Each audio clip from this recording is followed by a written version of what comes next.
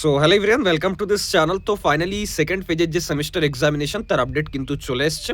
But এই মোমেন্টে একটা অনেক বড় প্রবলেম যেটা আমার মনে হয় মানে নিয়ে ডিসকাস করা উচিত, সেটা হচ্ছে যে এখন তোমাদের ফার্স্ট সেমিস্টার এক্সামের মানে জাস্ট আপডেট এসছে, আর এখনই কলেজগুলোতে বলছে সেকেন্ড সেমিস্টারের ফিস সাবমিট করে দিতে। এবার তোমরা অনেকে বুঝতে পারছো না যে দাদা এটা করাটা কি উচিত, বা এটাকে এখনই করতে হবে নাকি কলেজ জাস্ট বলছে আমি এটা ইগনোর করলেও চলবে, বা আমি যদি না করি দাদা তাহলে কি কোনো প্রবলেম হবে, বা আমার তখন ফার্স্ট সেমেরই পরীক্ষা হয়নি তাহলে আমি সেকেন্ড সেমের ফিস কেন দিতে যাব, তাই তো? তো একদম ঠিক কথা, যখন আমরা বিটেক করেছি না তখন এরকমই হতো যে সেমিস্টারের পরীক্ষা, দেখো ভালোভাবে বোঝার চেষ্টা করে, যে সেমিস্টারের পরীক্ষা তার ফর্ম আউট হবে, মানে ওই হয় না এনরোলমেন্ট যেটা 1200 টাকা দিয়ে, তো তারপর দেখবে একটা কলেজের ভেরিফিকেশনের জায়গা আসে। তো এই কলেজ ভেরিফিকেশনের জায়গাটা যখন আসে তখন না কলেজ একটা লিস্ট আউট করতো যে হ্যাঁ এই পার্টিকুলার স্টুডেন্টসগুলো এখন অবধি কলেজের যে ফিস মানে ওই 80-90 হাজার বা 1 লাখ যে অ্যামাউন্টটা সেটা এখনো পে করেনি, তো তারা যেন তাড়াতাড়ি পে করে, না হলে কিন্তু এক্সাম ফর্ম ভেরিফাই করা হবে না।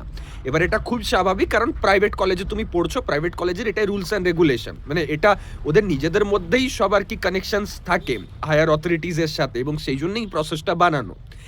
এবার ব্যাপারটা হচ্ছে যে এখন কারেন্ট সিচুয়েশনটা কেন এরকম হয়েছে যে এক সেমিস্টার আগে তোমার থেকে টাকা চাওয়া হচ্ছে, তার মেইন রিজন হচ্ছে মানে যেটা আমার অপিনিয়ন আমি সেটা বলছি, সেটা হচ্ছে যে অনেক স্টুডেন্টস থাকছে যে একটা সেমিস্টার এক্সাম হয়ে যাওয়ার পর দেখা যাচ্ছে তার 3টে কি 4টে কি 5টা সাবজেক্টে সাপ্লি বা 5টা সাবজেক্টে ব্যাকলগ। দুদিন আগে আমি শুনছিলাম কিছু স্টুডেন্টের বলছে 12টা সাবজেক্টে ব্যাকলগ। এবার অনেক মানে স্টুডেন্ট দেখা যায় যে এই কারণের জন্য যে এত ব্যাকলগ, দূর আমি আর ইঞ্জিনিয়ারিংয়ে পড়বো না, আমি ছেড়ে দেবো।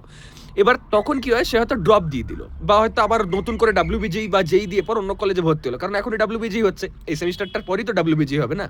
এবার তুমি তো চলে গেলে কলেজটাকে ছেড়ে পর, কিন্তু কলেজ দেখলো যে আমার তো মানে একটা 1 লাখ মানে নষ্ট গেল, বা একটা 90 হাজার নষ্ট গেল, মানে তোমার কাছে অ্যামাউন্টটা হয়তো মানে তুমি বেঁচে গেলে, কিন্তু কলেজের কাছে তো ওটা loss, private college, it's all about business.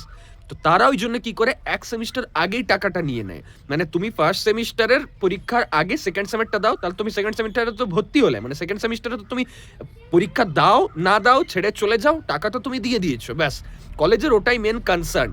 যেটা অনেক পরে গিয়ে আমি বুঝেছি, কারণ এখন ইয়ার ল্যাগ বা ব্যাকলগ অনেক পরিমাণ বেড়ে গেছে আগের তুলনায়, তো সেই জন্য কলেজগুলো কি করে ব্যাকআপের জন্য, টাকা পয়সার ব্যাকআপের জন্য এই প্রসেসটা কিন্তু এনেছে। এবার ব্যাপার হচ্ছে যে তুমি যদি ভাবো যে আমি টাকাটা দেবো না দাদা, তো তাহলে there is no other way, তোমার কলেজের যে এক্সাম ফর্ম আছে পরীক্ষার আগে সেটা ভেরিফাই করবে না কলেজ, ঠিক আছে? তো তোমাকে পে করতেই হবে, কিছু উপায় নেই। এবার হ্যাঁ কী করবে তাহলে এই সিচুয়েশনটাকে ডিল করার জন্য ভালোভাবে পড়ো, যাতে ব্যাকলগ না আসে, ইয়ার ল্যাগ না আসে। আমি 200-500 টাকায় তোমাদের কোর্সেস দিচ্ছি, আমি জানি তুমি বলবে যে দাদা তুমিও টাকা নিচ্ছ, দাদা আরে কলেজও তো টাকা নিচ্ছে 5 লাখ 7 লাখ 8 লাখ 10 লাখ, সেই তুলনায় তুমি 200-500 টাকা দিয়ে কিছু কিনে পার, দেন সেটা পড়ে ভালোভাবে পরীক্ষা দিচ্ছ, মানে after all it's all about education, it's all about your growth. এইটুকু অ্যামাউন্ট তো তোমাকে দিতেই হবে, তাছাড়া কিছু করার নেই। হ্যাঁ তুমি যদি স্মার্ট হবে না, তুমি যদি আগে থেকে অনেক হার্ডওয়ার্ক এফর্টস দিয়েছো, অলরেডি তোমার কাছে রিসোর্সেস বা তুমি পড়ে কনফিডেন্স পাচ্ছ, তাহলে কোথাও টাকা পয়সা খরচা করার কিছু দরকার নেই। বাট তুমি যদি কিছু পড়োনি এতদিনে, বা তুমি একজন অ্যাভারেজ স্টুডেন্ট বা তোমার হয়তো কনফিডেন্স আসছে না, তাহলে কিন্তু মানে আমি তোমাদের রিকোয়েস্ট করবো যে তোমরা কিন্তু কোর্স এনরোলে পড়াশোনা করো, কারণ আমরা অনেক এফর্টস দিয়ে একটা কোর্স ডিজাইন করেছি, ব্যাকএন্ডে এতজন আছে যারা ফ্যাকাল্টি, যারা সাবজেক্ট ম্যাটার এক্সপার্টস, আমাদের যা কানেকশনস আছে সেগুলো দিয়ে আমরা মক টেস্ট, আমরা অনেক পিওয়াইকিউ রিলেভেন্ট কোশ্চেন আনসারসও দিয়েছি, যেগুলো থেকে পরীক্ষায় কমন আসছে। থার্ড ইয়ার ফোর্থ ইয়ার এত এত স্টুডেন্টস মানে ক্লেম করেছে, মানে ফেক তো কিছু নয়, তুমি চাইলে নিজের কোনো সিনিয়র্সদেরও জিজ্ঞাসা করতে পারো যে সৌরভ দা সাজেশন থেকে মানে কমন আসে কি না, তারপর না হয় কেন, বাট পড়ো, আমি এটাই বলবো। ওকে, তো দেখা হচ্ছে নেক্সট ভিডিওতে, থ্যাংক ইউ।